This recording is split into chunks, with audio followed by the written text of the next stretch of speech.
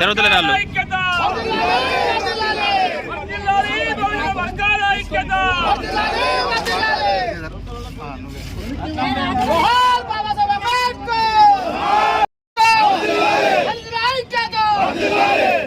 జై జై జై జై జై భీమ్ జై భీమ్ జై భీమ్ జై జై జై జై జై భీమ్ జై భీమ్ జై భీమ్ వర్ధిల్లాలి భారత రాజ్యాంగం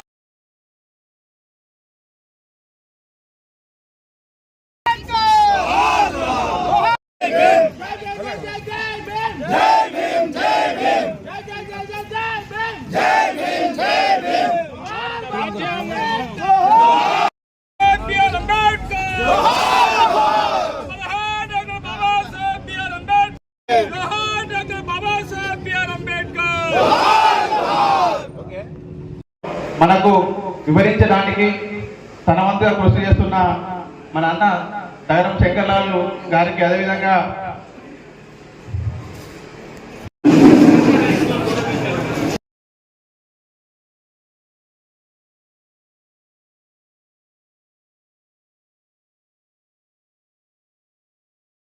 మరి వేదిక పైన ఉన్న పెద్దలందరూ, వారితో పాటు కృష్ణారెడ్డి గారు మాజీ మార్కెట్ కమిటీ చైర్మన్, వారు కూడా రావడం జరిగింది. మీ అందరికీ హృదయపూర్వకంగా నమస్సుమాంజలు. చాలా తక్కువ మంది లీడర్లు ఆబ్సెంట్ ఉన్నారు ఇవాళ. మలహార్ మండలంలో చాలా తక్కువ మంది ఉన్నారు. మరి మాదేపూర్లో లీడర్లు రాలేదు.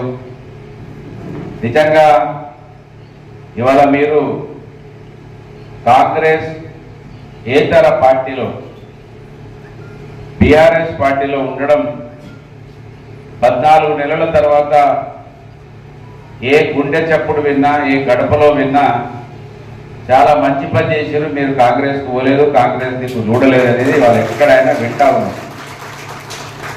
మరి మీరేమో ఏదైనా మీటింగ్ పెడితే ఆటోలు పెడితేనే వస్తాం, వెహికల్ పెడితేనే వస్తాం అని ఇంకా లీడర్లు కూడా రాకపోవడం నిజంగా ఇది దుర్మార్గం, దౌర్భాగ్యం. కనుక లీడర్లు ఇప్పటికైనా ఏదైనా మీటింగ్ ఉంటే ముందు వరుసలో ఉండి కార్యకర్తలు నాయకులను 4 సార్లు ఫోన్లు చేసి పిలిచి తీసుకొచ్చి మీటింగ్లను సక్సెస్ చేయించుకోవాలి. ఈ మీటింగ్ సక్సెస్ అయితే మీకు గ్రామంలో విలువ పెరుగుతుంది. రేపు రాబోయే ఎన్నికల్లో అయినా మీకు కుర్చీలు వస్తాయి. మా కుర్చీలు అయితే ఇప్పుడు సంవత్సరం దాకా వచ్చే అవకాశం లేదు.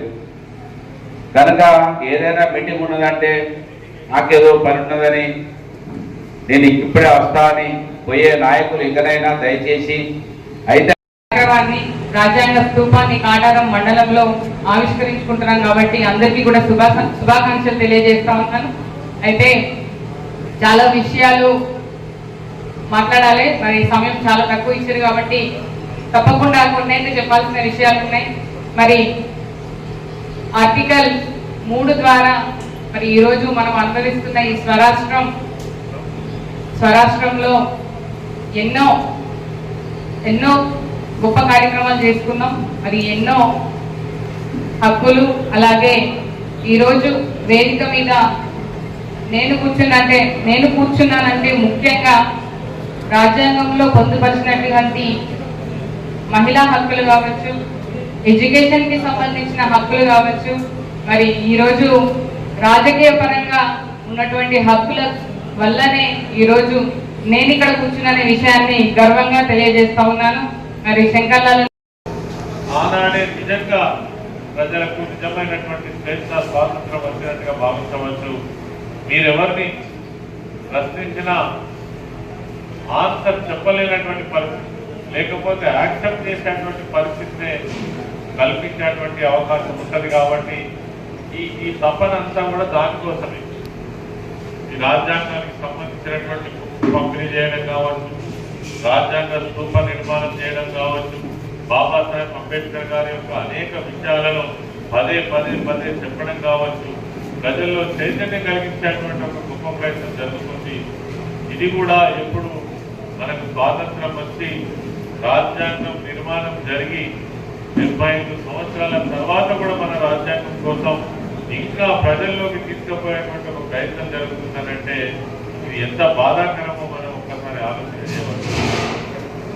నిజంగా ప్రభుత్వాలకి చిత్తశుద్ధి ఉంటే రాజ్యాంగంలో ఉన్నటువంటి అనేక విషయాలు ఏదో వకీల్ సాములు మాట్లాడో లేకపోతే పార్లమెంట్ లో కొంతమంది నాయకులు మాట్లాడు శాసనసభలో ఏవైతే రాజ్యాంగాన్ని అవసరం వచ్చినప్పుడు ఆ ఆర్టికల్స్ చూపించి మాట్లాడడం తప్ప అందరూ ఇంకా తెలుసుకునేటువంటి ప్రయత్నం చేయడం ఏదైతే ఉందో నిజంగా చాలా బాధాకరం.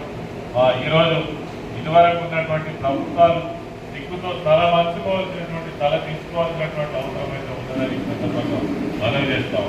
దీని వెనుక ఒక కుట్ర కూడా మనకు కనబడతాం.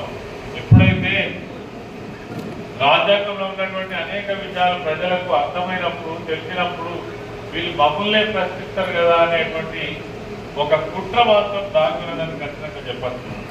అందుకే దాన్ని బయలుపరచడం కోసం, దాన్ని తెలియజెప్పడం కోసం నేను ఇందుకే అక్కడ ఇంతకుముందు మనం వెళ్ళిన సూరారం విలేజ్ లో చెప్పినాం. అటువంటి సమయం నుంచే రాజ్యాంగం పట్ల ఎవరైతే విద్యార్థుల నుంచి ఒక అవగాహన ఎందుకు కలగదు అనేటువంటిది ఆలోచన మాత్రం నాకు వచ్చింది.